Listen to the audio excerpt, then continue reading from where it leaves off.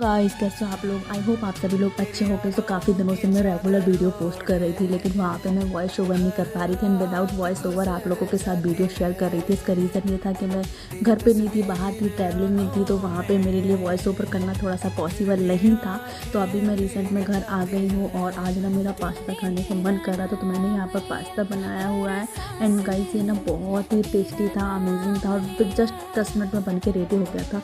If आपके पास ज़्यादा time नहीं है और आप जल्दी से कुछ चटपटा सा खाना चाहते हो, तो आप ना एक बार इस पास्ता को ज़रूर ट्राई करिएगा।